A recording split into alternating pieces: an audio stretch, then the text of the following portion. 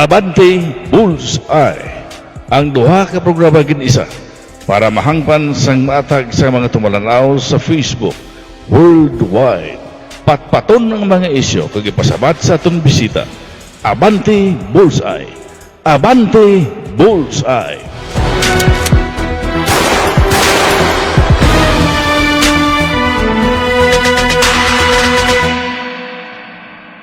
Salamat kag mayong aga kalibutan, mayong aga syudad sang Iloilo, mayong aga probinsya sang Iloilo kag sa kutob malabutan sa atong pagpangalagad karon nga aga subong adlaw pitsa 9 sa bulan sang Agosto. Gasilin silang ini nga bulan tigkiriwi pero ina depende ya sa tao kung dapat ka magkiwi o hindi. Ang pagkakiwi kuno kung tamad ka pero kung mabakas ka gayhom ka man.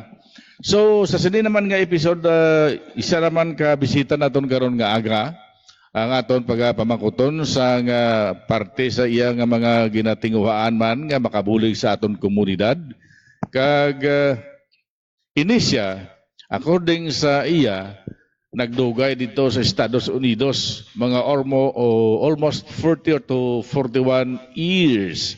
Wow. Grabe. So, antes naton ihatag ang kabugusan sa atong pagpangalagad. By the way, ang Abante Bullseye diri makita sa Pitts Grill and Restaurant sa tubang lamang sa Plaza La Paz, siyudad sang Iloilo sa Calle Burgos, diri sa La Paz.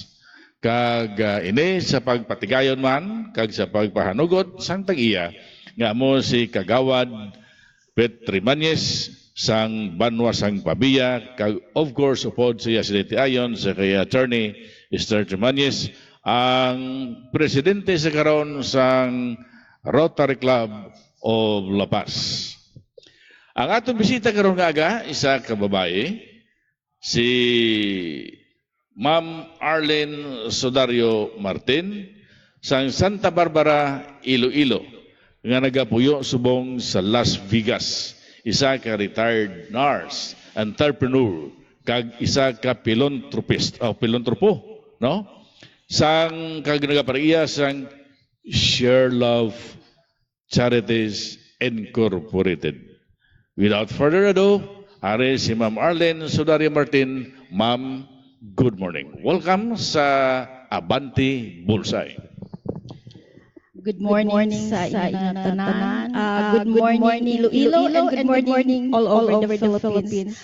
I am so grateful to be invited sa event na ito or sa show, and I will try to impart as much as possible everything that you want to ask me.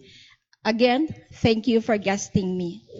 Maraming ang ini nga programa Abante Bullseye makita ini kag masalin na itong simulcast sa community channel sang Cable Star Channel 1, no? So sa mga subscribers sang Cable Star, welcome sa pagpangalagad sa sining programa Abante Bullseye. Antes kita maghahatag sa kabugusan nga pag live sa atong program, magapangayag kita na sa malipot nga tinion sa pagpasalamat sa aton mahal nga Ginoo nga gintagaan niya sa maayong pangnawason ng aton bisita kag gaidan sa pagpadulong diri nga mangin safe and sound para sa siniman nga programa Abante Bullseye. Sa tanan-tanan nga mga staff sa Cable Star kay subuman sa Abante Bullseye, nagapasalamat kami God, Father God sa paghatag mo sa amon sa mayong lawas para man makapangalagad kag nagapangayo kami sa imong bulig ipagamit sa amon ang imong kaalam para magamit namon sa sining nga programa na makahatag kita sa maayong pamangkot sa atong bisita kag subuman ang atong bisita makasabat sa gusto pagiman sa paggamit sa imong kaalam kag hatag kag ipakulan sa iya.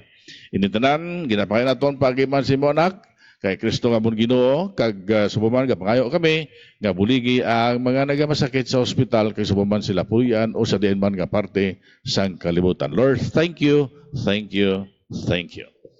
Ma'am, pwede na pala may baluan kung sino si Ma'am Arlene Sodario Martin? Okay. I am a native of Santa Barbara. My father was a military and my mom was a teacher. I graduated my elementary grade in Santa Barbara Elementary School, went to University of San Agustin for my high school, and graduated my nursing course also in University of San Agustin. And then I migrated in the US early of 1983. So parang 41 years na kami sa US. So I just come home in here every now and then for a vacation because I have a place in Ledesco Village and it's always nice to be home. Sabagay laing man niya mo, no? Bisan taon nga malawi ka na dito sa Estados Unidos for almost 41 years. Pero ang imo yung gintawhan nga pungsod, laing giman eh. Kaya iti, bisan sa aton lang sa nga kostumbre, dire, kag ang kostumbre dito sa Estados Unidos, lain. Bisan adapt mo na ang karakter sa mga kano, pero at least, nagapabilin sa gihapon sa imong pinamatasan nga isang Pinoy. Correct. Correct me if I'm wrong? Yes, my Okay. Filipino roots is still with me. Very good. Amo na nga sila natong mula nga bisan dito na kita, ipadayaw na ton nga kita kulay Pilipino. Ugali Pilipino. Kabalo magpangakig, kabalo magpalangga, kag kabalo magpaubos kung kinahanglanon gid man. Now, ang pagpalangga kapag paubos ato na mensionar. Ano bala ang Share Love Charities Incorporated? Ma'am Charlene. Okay. Ang Share Love was just coined lately. But ang umpisa gid sini, I think it's more than 10 years na I've been doing charity every time I come home in here. And also, I do give something international to different countries for a cause. Pero most of my concentration is here in the Philippines because I know our country and our people needs more help compared to other countries. So every time I come home, when I was working, I try to plan for a next charity. In fact, I would do overtime just to come up with the amount that I have to finance my own charity. Wala ka nag-coordinate, abi? Or I mean, nagpakig sa local government units or LGU or sa pila ka mga makabig na ton nga politiko to help your charity? You know what? Before, I try to finance my own. Nag-overtime ako just to do that. But lately, with the advice of a lot of people, na I could tap some organization and they will be glad to join me. That's why I think I started doing that like a couple of years only. And I have learned that I spend less, but I still reach my goal. And with the collaboration of a different organization, I think it's a nice feeling that you all work together for a common goal, which is helping and sharing. Now, before kita mag-start, naka-istorya ikaw nga nakakadto ka man sa balay sa mga pamatanon dira sa Barrio Obrero. Ano bala ang ginhimo mo dito nga nakalabot ka dito sa among adog? It's one of my main adopted place was Dalayunan, which is home for boys. I really don't remember how I was able to connect with them. I think I was stopped by somebody that they told me, like, you love to do the sharing. Why don't you come and visit Home for Boys, which is Dalayunan? And then I connected with the head, which is Miss Sevilla. And then we started to talk about each other about our plans. And she asked me if I could share by repainting the place because that was the main problem they have, that the place looks dark and it needs to be repainted. So I said to her, just help me out so hindi ako magastuhan. So she staggered lang ang pag-send ko sang akon nga money from the US.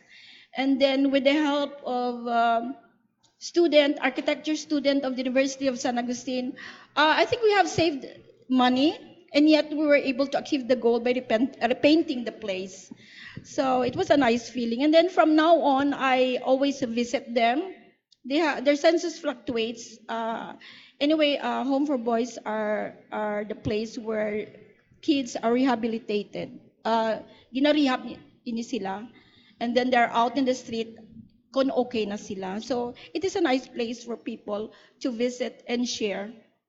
And I've been there so many times already. Well, inang dalayunan sa akon nga paghangover sa pag-insindi. Amo ining puluyan sa mga kabataan nga daw ginpabayaan bala, no? Hindi kompleto ang ila sini nga kalipay, may iban nga biktima sang mga sirkumstansya, hindi ta na pag-mensionar kung ano nga klase, no? Pero ini ang dalayunan daw amo ining nagasapupo sang mga kabataan nga ara sa kalye kag kung ano man nga mga problema ang ila sini nga pangabaga o ginabaton sa karon. So nagapasalamat kita gani sa atong gobyerno nga bisan paano may mga lugar nga pareho sini para nga i-rehabilitate ang aton sini nga mga kabataan, no? Now ma'am, sa imo sini nga pangalagad bilang isa ka nagapanag-iya sa Share Love Charities Incorporated, paano ni matawag nga incorpo? Kay ka man lang isa? No, I was joined by small amount of people, like my family, Yes. and then some close friend, and I get a lot of advices from them. They guide me, and when we do the planning for the next project, we do brainstorming. So this is not really easy. You have to put up a lot of efforts and connect to a lot of organization to make things happen. And I am so lucky that a lot of people believe in me. And every time I have the project, it is so successful. And I really thank all this organization who believes in me. Ako nagapati man kasi siyempre sa imo sini nga pag-saysay kita before.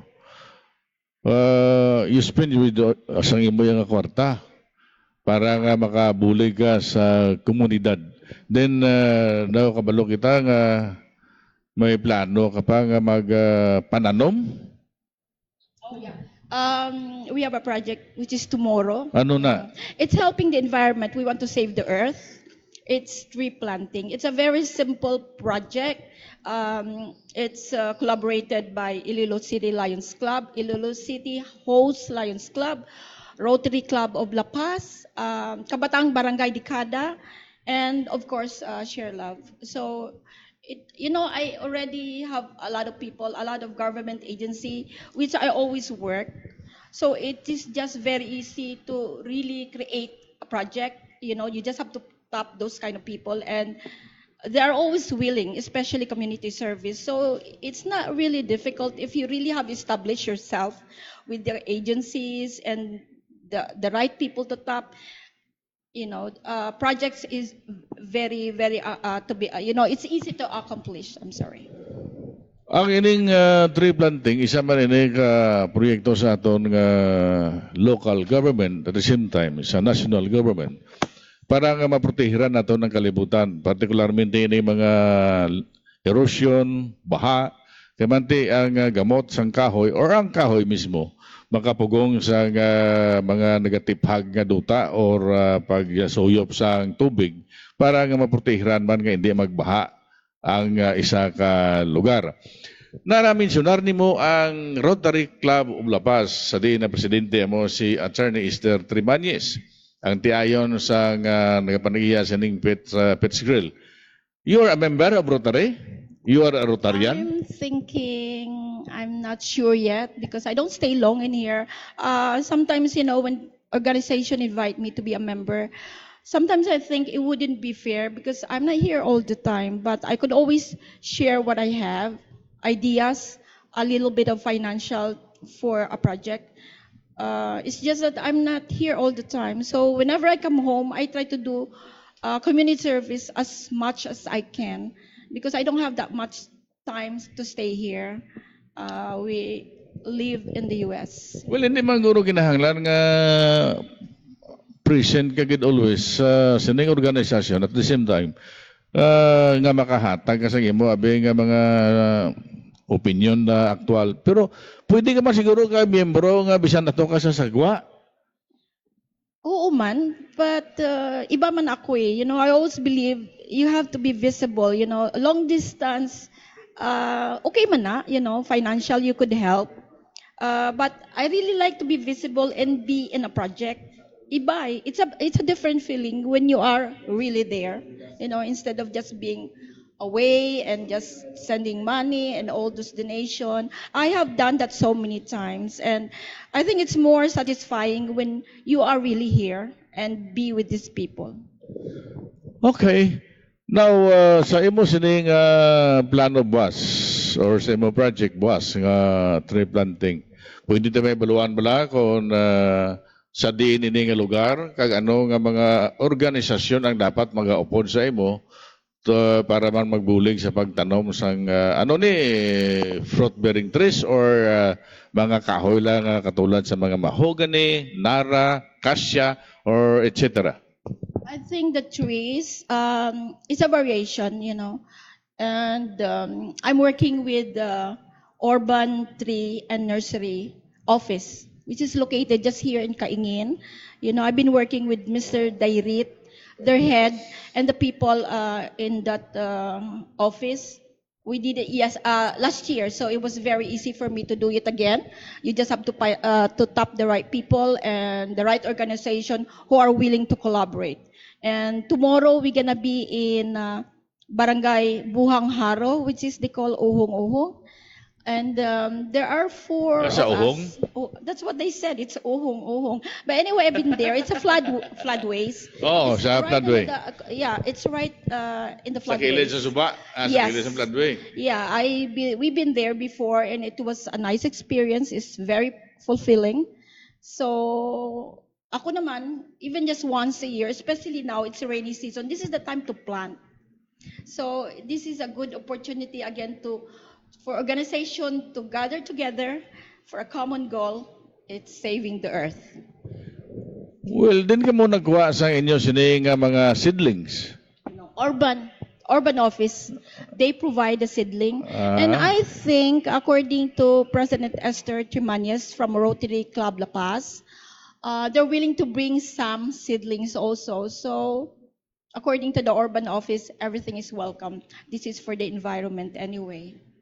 So saludo kita sa imo sini nga pagpanikasog man bisan paano nga dito ka nagastay iya sa Amerika or sa Las Vegas pero ang imo sini nga pag-intindi kag imo bulatsagon sa gihapon are sa imo sini nga mga kasimanwa or mas nato nga kasimaryo man or sa mga utod nga mga Pilipino partikularmente sa komunidad naton tanan-tanan. Na before ikaw magsulod bilang isa ka nagapanagya sa Sherlaw, balikan tabi ang imo pagpangabuhi as a nurse, no? Bilang isa ka nurse sa Amerika. Pila ka katuig nga nangin nurse sa Amerika? I was a nurse for like 34 and a half years. I worked in Mount Sinai Medical Center in New York. And we retired 2019, the end of 2019, just before the pandemic. Sining karon man lang gali. Yeah, it's Pila just 3 pala years katuig. and a half. Yeah. 19. And, I try to come home and stay long in here because for me it's a luxury. I never did that before for 3 decades. So coming home and staying here more, it's a luxury for me. So ang imo pamilya ari na di. No, they're in Las Vegas. I have 3 boys, and they're all professionals, so they have their own life, and it's just me, my husband, and our dog. Duha lang kamo di. No, we are in Las Vegas. Ato man to sa Las Vegas. Yeah, Ah. we have discovered because we've been in Manhattan, New York for 40 something years. So living in Las Vegas is very nice. It's very laid back place. It's cheaper, so Oo. it's advantage to us. Though- And there's a lot of Filipino restaurant, supermart. So hindi kami pagidlawon. It's a nice place. Daw nagaplano si Alan mo Las Vegas. Yeah, everybody's welcome to Las Vegas. Las Vegas is a tourist place. Sini mo soldiro kami sa Wakagali to. Mayo eh. Dito sa Las Vegas si Ma'am Arlene double pero sa Pilipinas si Ma'am Arlene single. Yeah, that's what I feel also. I'm single in the Philippines because my husband is not here. Yung mo And gani. thank you for his understanding because he knows I'm very busy with my charity. Ang una nga nakita ni Alan, si Ma'am Arlene. Tanaw ya ka personal, pagkatapos tanaw ya ka sa screen. O, kita mo, nagkakuha-kuha yapon. Thank you. Na, okay ma'am, sa sining bagay nga pagkapilantropo mo abi, kag entrepreneur, sa buong entrepreneurs is negosyante, kapitalista. That's not true. Hindi true.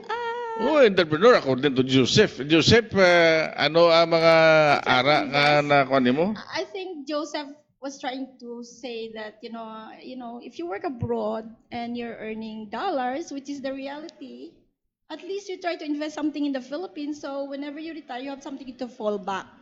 But I'm not really an entrepreneur. I would love to, but with my age and everything, I don't think I could go through with the stress of business. It's not my cup of tea. Once naka-help ikaw sa imo nga isig kapareho, what do you feel? Of course, I feel complete. Complete. It's a nice feeling, it's a nice feeling. I don't know, this is just me, I'm not talking of other people, but I would love to inspire and encourage people to do community service. I think it's one of the fulfilling things that you have to do to your community, to the people, especially the depressed areas and those people that needs. Hindi man gid ako manggaraan nun, pero I could always share a little bit of what I have. Hindi man sa bilyonaryo, hindi man sa milyonaryo, may ara-ara lang. No? May ara-ara lang nga pwede kuno siya makashare sa iya sa nga gingrasya sa iya, no? Joel, I Yes. always have this principle in life nga kung grasyahan ka sang Ginoo. Share God- blessing. Yeah, God did not give it to you to be rich. Yeah. Okay? God is testing you that you are able to share what He has given you. Yes, share you have. Opportunity. Amo na yan ako sa isip ko yan, ginapatihan ko na yan. So, iba-iba kita prinsipyo sa kabuhi, but for me, God have blessed me, so i-share man. Bisan gamay lang, i-share. Amo nga sila nilang share the blessing. By the way, ang husband sila ni Ma'am Arlene, taga Negros Occidental, sa Crossing Sibukaw, ma'am, no? Sa Crossing Sibukaw, din I was born in La Carlota, kaya ti nag-istorya na kami before. Balaan ko galing nga taga Negros man ang iya sila ng husband. Kag malapit man sa syudad, nga ako dito ganistaran, or dito ako na ulaan man dugo Ito dito mo na tao. Okay. Matamis gimana pagigugma sa Negros, ma'am, no? Because it's of sugar. Amo gani. I think people are very nice in there because look at my husband. Okay. Now, sa karon ma'am, si Sir yan dito sa bigas, ano to sa naganegosyo to sa or We're both retired. retired na kamo? Yeah. During the time, ano sining No, he trabaho? works in the hospital just like me. We belong to the Mount The same Sinai hospital? umbrella. Yeah, the same hospital. My husband is a commerce graduate, so he works in admitting department, and I am a nurse, so I do bedside care, and we both retired at the same time. We find out that it's not all about money. Our body needs rest. It's too much stress to work in the hospital, so it's time for us to stop and just be contented of what we have. So, sa sining charities nga imo sining nga ginapatigayon or ginapanagihan nga Share Love, nga amo ni ang napinsaran nimo nga title or titulo or ngalan sang imo sining charitable institution. You know what? It's a lot of brainstorming, and it's about sharing. So my family would suggest something, and a friend would suggest something, and then later on, when we do the set, we were able to avail that kind of title, which is Share Love Charities Incorporated, and then I'm so happy that not registered as a sect, I never had time to do that, but I know, my cause is sincere, and thank you for all the organization who believes in me and collaborate with me to do a project. Well, mas naton nga sa paghatag grasya sa mahal nga Ginoo isa ka mo sa nakasalo. By the way, pawayan tanay makadali si Ma'am Arlene Sodario Martin. I would like to see a happy birthday sa kay Rose Salazar, no? 18th birthday debut, huh? From Bing Evangelista La Gradilla. So, Rose Salazar, Ma'am Rose, Miss Rose, happy birthday. Day na okasyon, debut ni makabatong ang 18 karosas ni, no? And of course, good morning and a happy viewing sa aton sini nga mga nagasunod gid sa sini nga programa sa kay Bishop Oscar Santa Lucia, sa kay Joshua, sa kay Pastor Joshua, sa kay Pastor Elmer, sa baman sa kay Pastor King, sa kay Pastor John, kay Nikki, and of course sa tanan-tanan nga pastor sang Shiloh Christian, no? Nagatamal kita sa inyo sa mayong aga sa kay Pastor Victor, sa mga maukod nga mga pastors sang Shiloh Christian Church. And of course, sa aton dra nga viewers sa kay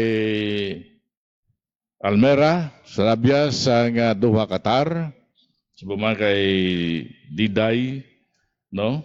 Sa nga Alberto, Canada. Ano Alberta? Alberta, Canada. Amo na kay hindi kita taga dito eh. Nandan tayo si Alberto lang dito sa Pilipinas. May lugar ito nga Alberta do nga alam man ka tao, no?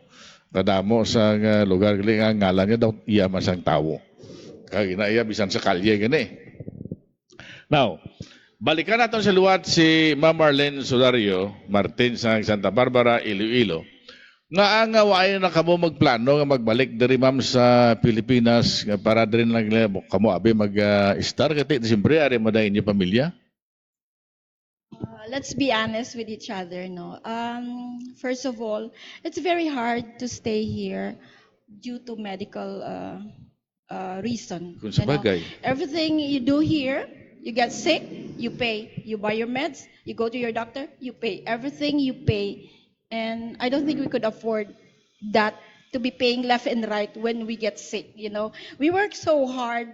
And in the US, you don't have to pay anything. The government shoulders everything. When you become a pensioner or a senior there, they respected you very well because you know what? You had rendered service to the country. Diri iba. No matter that I like my place, no matter I like my roots, I still think about my health.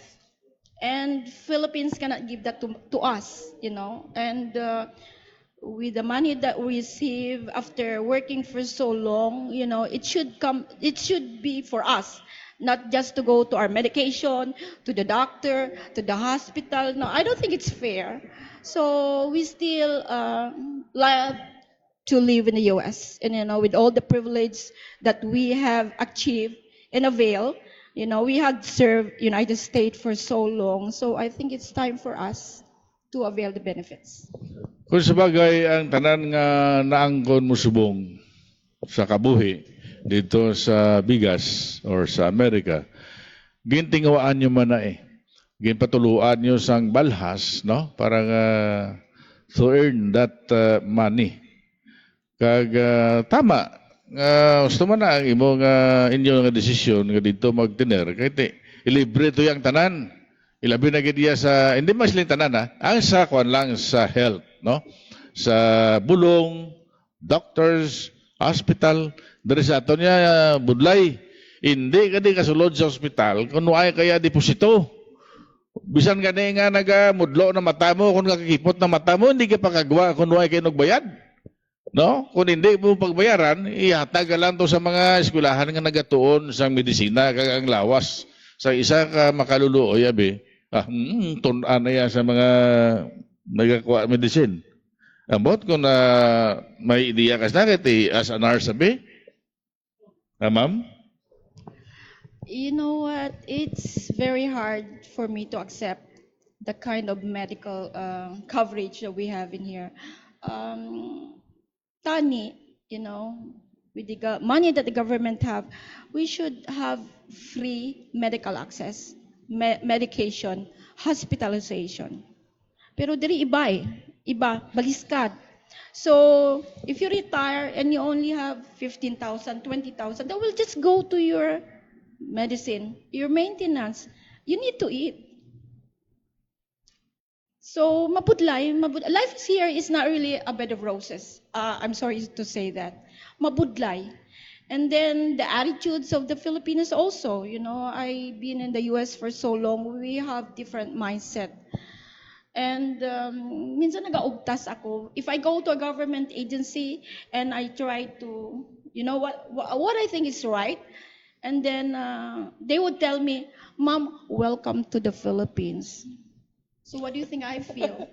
If somebody tell you, "Mom, welcome to Philippines," so are you telling me that this is how we are in here? We cannot be corrected. We come at a time we want to come. We don't have time to report to work, or those are the things that. So what I do now when I go to government agency, I go straight to the director, to the head of the agency. Because or else I will end up fighting with the employees because I believe in a different thing. And they're not. They don't have much customer service. Customer service here is very poor. And I always emphasize that we need to improve. Namin man tani diri sa aton ini pabugal naman ng Pilipinas kiti ang hospitality sa mga Pinoy. Daw hindi man questionable. Galing may pilagin man siguro ka mga abusador Hindi na yaman negar. Kaya bisan dito sa Amerika may ara mo na May nagapaniro mga ganito. Bisan diin lang kuaman lugar. Di ina kong kaisa bala ang problema. Hindi naton malikawan kahit nga nagaabot man sa tagsa-tagsa ka mga tinuga. Kaya di huwag isang taong huwag problema mo.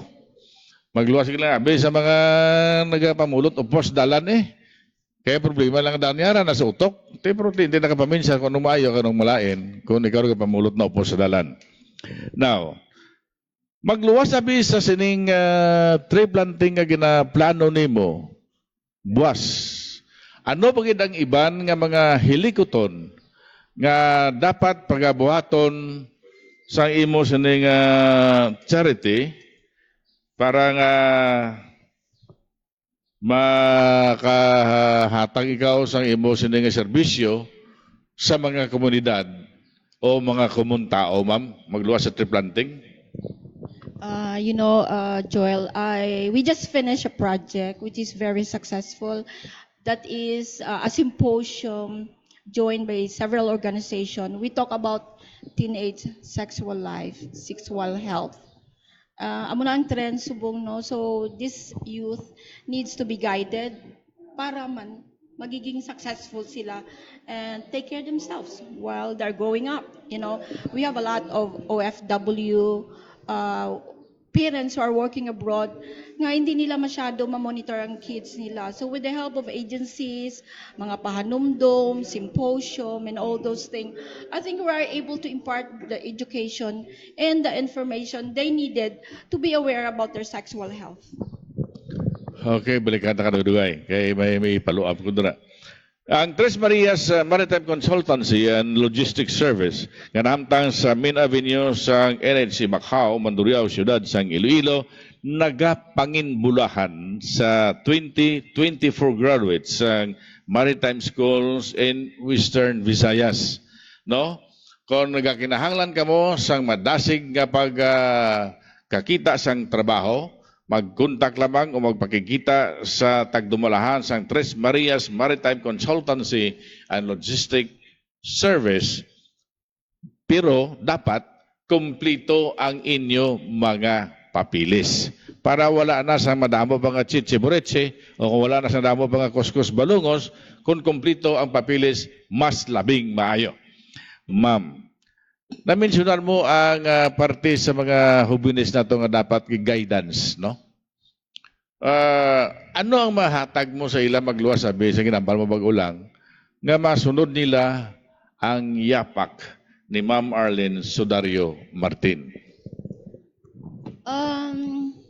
Just study hard. You know, you cannot reach your goal without working hard, without studying hard. So, and just be a good student. And ano lang, you must have goals in life, you know, in order for you to achieve your dreams. And pursige lang, pursige. When I was working as a nurse, wala gid ako gaindi if they ask me for overtime. Wala gid ako gaindi. Parang robot lang ako. I go to work and I never say no. Sa masarangan ko, I try to go to work. You know, snow, flood or whatever. Ara kami. You know, as a medical people, we are obliged to come to work during disaster. But other than that, you know, bata pa ko, I have so much energy, I have so much dream. So every time they ask me for overtime, ara gid ako. I never say no. I work hard and I had invested here in Philippines because of my hard work. Pagka-graduate mo mula as a nurse, ang pinsar mo, ma-abroad na yun? Huwag ka magpinsar, sabi nga mag-servisyo muna sa kapwa mo Pilipino? You know, the trend before, you know, I graduated, I had like a year experience and I have a family abroad. So it was an encouragement for me nga magkato ako sa abroad. You know, I was very young. My mind was different because I want to enjoy life. I was young, you know, I want to be with my friends. I want to be with my boyfriend. But I need to go to the US. That's what my parents said to me. I need to go to the US at an early age. And I used to cry.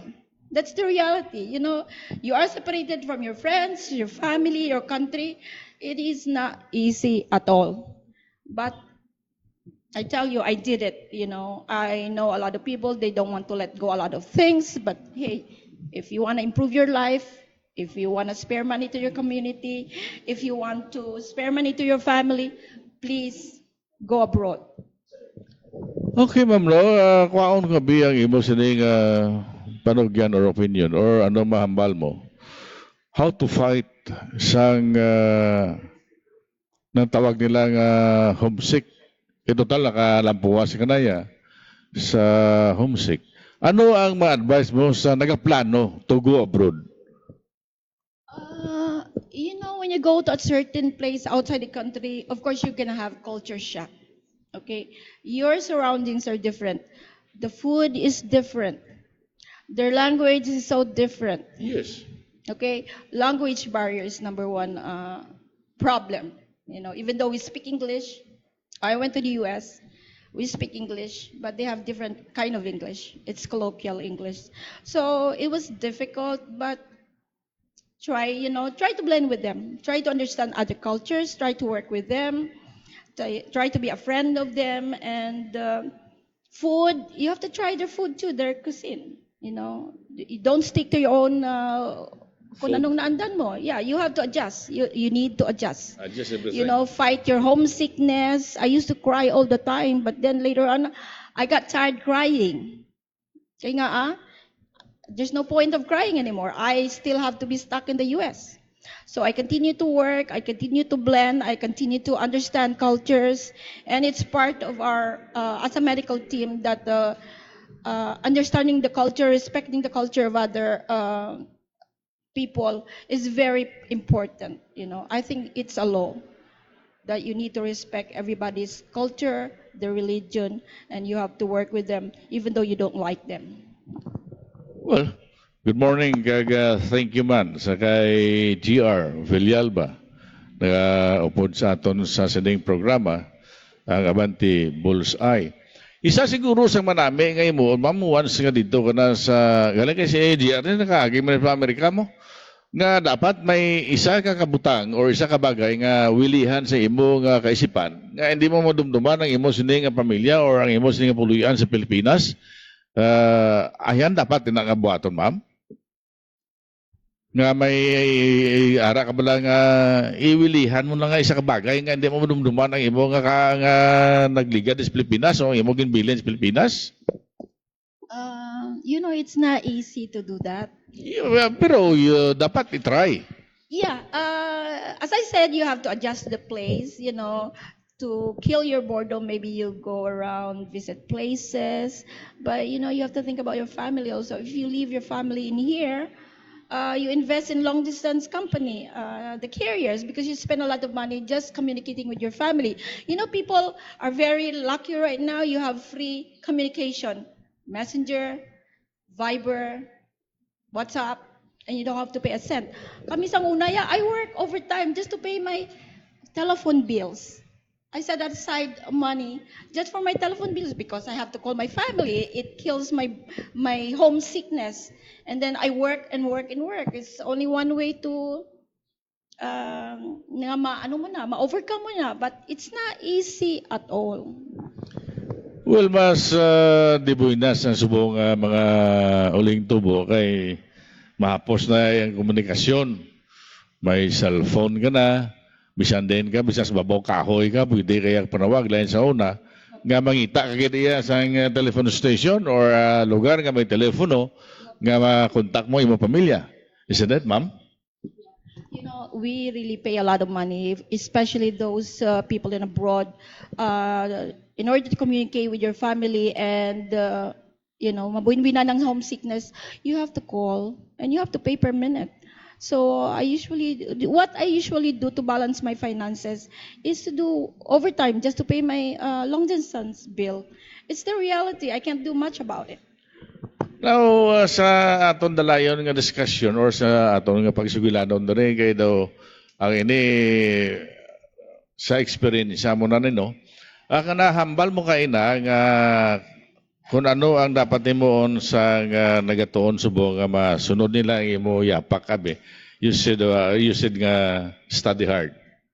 Ma'am, paano mo na ma-encounter? Paano mo masiling study hard? Na magtuon bira-bira kung dinaguok ang imong tiyan. Kaya madamo sa mga estudyante subong ang balon na nagiman ang matuod. Nga kulabos iya sa pagpangabuhi. Bisa sa pagpamahaw, hindi na ganay kapamahaw. Makadto lang sa eskwelahan, dinaguok ang tiyan. Willing siya nga magtuon. Pero ang iya balatyagon, daw hindi makagwanta. Paano ang imo advice sa sila? Anyway, we all belong to the different walks of life. Yes. Okay? And that is a fact. Pero, ang pagka-poor is not a hindrance to be successful in life. You must ask help, family members maybe, work with your parents, buligi sila sa farm, or kung ano man adang livelihood nyo. And then, I know when you are a student, you want to be with other, just like other students nga, makapang pizza, makakadto dire, makakadto dito. So maybe because you don't have that means, minimize mo jutay. And then you focus more in your study. I think there are agency who helps also with the scholarship that could pay your tuition. And I think you have to be creative to find ways in order for you to graduate. I think ikaw gid lang niya makabulig sa cellphone mo. Ikaw lang gid siya. You don't depend sa tanan nga bagay sa parents mo. Parents work hard, but sometimes our parents, they cannot really offer a lot para sa education mo. So you could apply for scholarship. As I think government agency also help mga scholarships ang LGU, correct? And then family members who are more stable than your family, you could also ask their help. I think there's a lot of ways. I didn't pass that stage because our family belong to the mainstream of the society, meaning my parents are working. So, hindi ko inaagyan, and I'm the youngest in the family. So, medyo I have a little bit of advantage to other kids na graduate ng mga utod ko, so they are able to shower me whatever I need. And ang parents ko are hardworking employees. So hindi ko na nagyan masyado. So, but as I see, the problem right now, porsige lang yan. You have to have goals in life. Amo na ang realidad eh. Kung ara ka sa medyo malayo nga area sa Banwa, na bukid abi nga parte, isang probinsya or isang Banwa nga sa din ka Gaistar, nga pigado ang pagpangabuhi. You're willing to study, you're willing nga makatapos ka sa kurso nga imo sini nga ginahandom. Pero may mga obstacle kung kaisa nga nagabalabag nga hindi mo matuman ang imo sini nga handom. Like for example, gutom, wala sa nga inugasto. Sa matudtod lang may ara kita na ibaluan gani nga hindi lamang babae or lalaki, may particularmente babae, nga nagkadto sa syudad para nga makatapos sa pagtuon, nagsulod sa obra, nga daw hindi dapat sudlan. Nagbag-o, pagtapos na. Kaya ti ang iya isdigin pursige ang pagtuon gid, whatever nga ano ilibak sa iya ginahimo, pero at least nagbunga sang maayo. Ti subong ano sa ginatangla siya sa una ginakadlawan sa subong ginatangla siya sa mga nagakadlaw sadto sinisaya. Isa lamang ina sa ehemplo sa mga kabataan naton nga dapat gid magtuon sang maayo. Kay ang iban gani may kaya na sa papangabuhi, ma'am. Pero kabataan nila, way gani gatuon. Nag-intra sa mga malain nga bisyo. Like for example, droga, no? Ang mga kabataan niya nga pigado sa din nga tinguha, pero amo pa ang ginapitan sang kapalaran nga hindi makatapos sang ilas ni nga pagtuon. Now, ma'am, may ara ka pa nga idugang abe sa wala mo pa masaysay o mapabutyag sa aton nga mga tagpulamati daw amat-amat nga nagahingapos nga aton sini nga oras? You know, it is really nice to talk to you and impart a lot of information. Kadamo pagit topic nga i-touch, you know, and Let's go. I am very willing. Ang oras imo. Ang oras, we don't have really much time. But para sa ako, you know, I continue to do my charity kay it is my passion. Passion ko nimo, you know. So, I would never stop. The more I do, the more inspired I am, the more I'm able to share.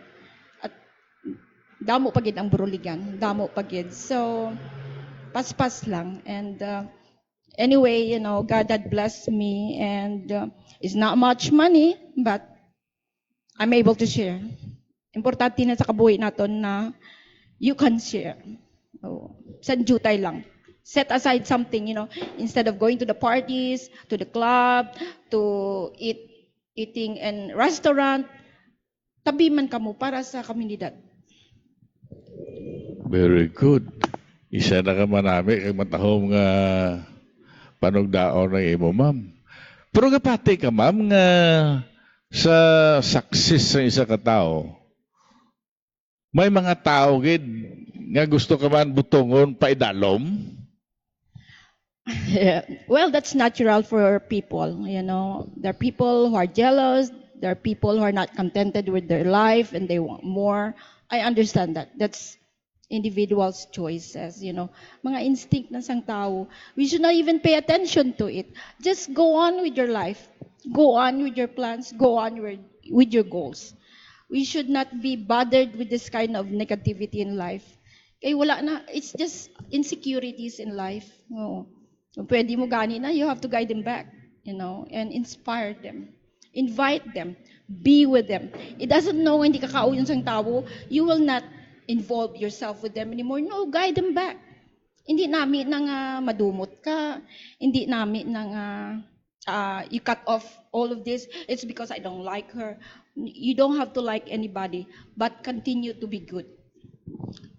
Kaman sa isa ka okasyon nga ginapabutyag ni Bishop Oscar Santa Lucia, nga kung ano-kuno ang batasan sang grupo nga imo ginaopdan. Sa pila kadlaw mo impluwensya ka, no? Pero dapat kung lain nga grupo ay munopdan, likaw ka na. Really? Depende sa imo, some people are very weak. They could be easily influenced. Okay? And maybe the guidance is not that much. Ang intindi is not that much. That's why we do a lot of symposium. Last year before I left for US, we did anti-bullying campaign. That's really a problem when you are a student. Sa mga estudyante na, rayo na to. Yeah, we did it in Bacau with 280 beneficiaries. It was a very good topic, anti-bullying. And the students were able to learn na it is a crime. It should not be done. It should be avoided. Consistent teaching, consistent education. Dapat i-feed sa mga estudyante na you cannot do that because it's against the law. You can destroy a person or a student because of that. But you have to do it consistently. Hindi lang one time. You have to impart the information na hindi na maayo. And we did that last year, attended by a lot of people, collaborated with a lot of agencies, businesses, and it was very successful. So I am very inspired to do something more in order to educate. Dumduman ko na. Sa anti-bullying campaign ng inyong ilabi na ikaw sa Bacau, no? Bacau Integrated School. Integrated School. Dito kita siguro nakita ay una. Kay kami man doon nag-coverage, live cover na mo to sa Abante, ang inyo dito symposium. Upo dito sa kay Mambing, Lagradilla. Kag ato daw yaman sponsor sa Rotary, no? Kag may mga cafe pa kanina dito, ice cream man. Every time I'm very thankful that every time I do charity, I have friends, they're entrepreneur. They're willing to share. I have free flowing coffee from Mountain Dew. Sa kay Kwan. Jonaline Kay Navarra. Jonalyn Navarra. She is a coffee grower. And Taga-Basin. thank you, Jonaline. More projects, more collaboration. Good morning kay Ginelaine sa Mountain Dew Cafe. Nakakanto kami ito sa iya lugar, sa Maasin. Kag sa, I think, last nga mga Domingo, kanangin bisita man siya ni Ma'am Tonet Toledo sa Talking Puan. May aran sa subong nga mga tableya. O, tableya drink. Nga daw yasang kakao ini mo, no? So, Jelen, congrats sa imo. Sini nga daw naganami nga negosyo. Hindi lang kay daw, kundi nami na nga negosyo. No? Kabay pa nga ubayan ang imo negosyo. Ubayan ka man sa imo, love life tani. No? Ma'am, kung ako abiyang imo sini nga parting words, kaya daw ginakulapos kita sa nga panahon, sa karon nga aga. Gani man. I really want to talk more to inspire and help the community. But anyway, just follow me. My main goal in life is to do more charities. Hindi man ako maganon, but I have the capacity to share. And with the help of organization now, damo nag-join na sa akon because they believe in me. So kanami lang isang feeling when a lot of people are sharing also. It's because nga kanami sa mga project, it's community project, is elevating people's lives, sharing what you have. And anyway, thank you very much for being a guest in here. I really appreciate everything. I hope I could go back in here so we could discuss more. Sama rin. Sa pilang adlaw ko na rin ka pa, hindi ka pa magbalik sa Amerika. No? Si Basi akong pilang adlaw, kita ka mo ito ni Alan, kay misis ako na, ito naman to eh. Lan, Basi kung malipat ka, ang dolyar lang lan, ha? Okay. Sa sininga bahin mga kauturan, kinakulapos kita sa panahon, so pagkatakpan natin ang nga pagpangalagad natin sa Abante Bullseye, kabay nga nakahatag kami sa inyo sa mga tinaga nga maka-inspired sa inyo nga mangin successful kamo sa ulihi or mangin success kamo sa inyo sining ginatinutuyo nga mangin amo kamo sina someday. Kabay pa nga ining ginpabutyag ni Ma'am Arlene Sudario Martin, dumduman ko na kung wala siya nakaminsunar sa bakhaw, wala ko kadumdum na kita ay naglay kami sini. No? Ang ilas ito nga guest speaker, ang station commander sa Mandurriao Police Station. No, ma'am? So, kay Ma'am Bing, wala kagit magmuno-muno sa ako, si Joseph Wayman, nga nagkakitaan naglay kami dito sa ilas ni nga symposium sa anti-bullying nga sponsored man sa Rotary Club of La Paz. During the time, si Bing Lagradilla pa ang presidente. Okay? So, sa ato sining mga tumalanaw, tagpalamate sa sining Abante Bulsay, singalan lamang sa ato kapdanan sa Cable Star, dara sa Negros, sa Iladatawi, sa Kapid, maybe after this program, padulong kita dara sa Negros para man nga magpatigayon sa lubong ni Ramses, no? Buwas, Toto, anong tana kaya mo ginang panurtihon na kung kaisa, di taman makasilingin di mahalas na. Swerte na kaya mo nang tinutuyo sa mahal nga makako. Pasalamat kita sa gihapon sa atong mahal nga Diyos. Sa ngalan ni Joseph, sa ngalan man ni Bing, sa ngalan sa atong kabdanan sa Cable Star, ay niyo alagad, upod sa atong bisita sa karon man nga aga kay Ma'am Arlene Sudario Martin, Joel Fernandez Stotze. Nagasiling salamat. And may God bless us all.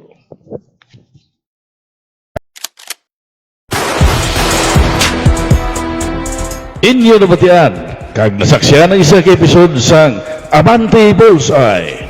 Kada Biyernes, las 2 sa hapon, diri sa Pets Grill and Restaurant sa tubang sang La Paz Plaza, tubtub sa luwad.